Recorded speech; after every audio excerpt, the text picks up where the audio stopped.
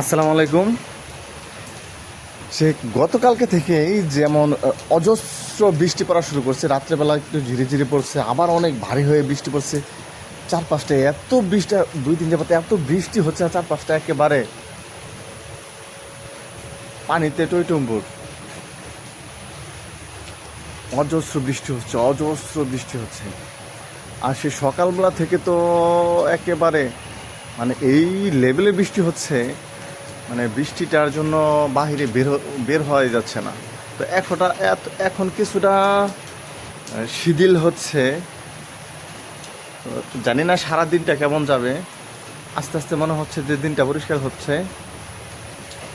তো এই পরিমাণে বৃষ্টি হচ্ছে, মানুষের জনজীবন একেবারে দুর্ভোগ হয়ে গেছে।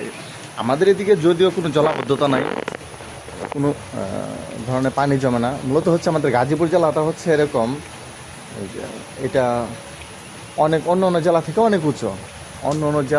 অনেক উঁচু এই গাজীপুর জেলা। যার কারণে ওই আমাদের এই গাজীপুরে কখনো পানি জমাট বাঁধে, যত বৃষ্টি হোক না কেন আমাদের এই গাজীপুরে কখনো বৃষ্টি হয় না, পানি জমাট হয় না। বৃষ্টির মাধ্যমে যত বৃষ্টি হোক না কেন পানি, দেখতে পাচ্ছেন আজকে 2 দিন যাবৎ অজস্র বৃষ্টি হচ্ছে, তারপরও এখানে কোনো পানি নেই, পানি জমাট নেই। যতই বৃষ্টি হোক একাধারে 2 দিন 3 দিন বৃষ্টি হলে আমাদের এই গাজীপুরে কখনো পানি জমে না। এই পানি না, এই যে দেখতে পাচ্ছেন যে এত যে আম কাঁঠালের রাজা হচ্ছে, বিশেষ করে কাঁঠালের রাজা হচ্ছে আমাদের গাজীপুর। একটা কারণ এখানে হচ্ছে এই গাজীপুরে হচ্ছে আপনার পানি জমে না। যদি পানি জমতো তাহলে এই কাঁঠাল গাছগুলো এখানে জন্ম নিত না। কাঁঠাল গাছ ভিজা মাটিতে নিচু জায়গায় জন্ম নেয় না।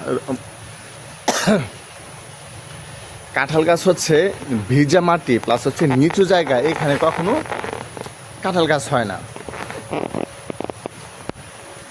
মাটিটা যদি ভিজা থাকে তাহলে এটা হচ্ছে আপনার, ধরেন এই মাটিটাই, এই কাঁঠাল গাছের গুঁড়িটাই যদি একাধারে বেশ কিছুদিন যদি ভেজা থাকে তাহলে এই গাছটা মারা যাবে।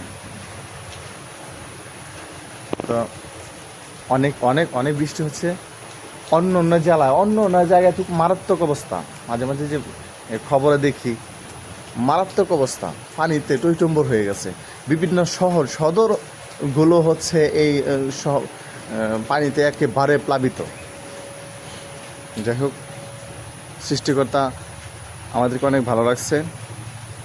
অন্য জেলায় তো বিশেষ করে হচ্ছে যে নদীর তীরবর্তী যে জায়গাগুলো আছে বা চরাঞ্চলের যে নিচু জায়গাগুলো আছে, এগুলো হচ্ছে চরাঞ্চলের নিচু জায়গাগুলো হচ্ছে এইগুলা বন্যায় প্লাবিত হয়, অনেক ঝুঁকিতে আছে। সৃষ্টিকর্তা সকলে মঙ্গল করুক। আসসালামু আলাইকুম।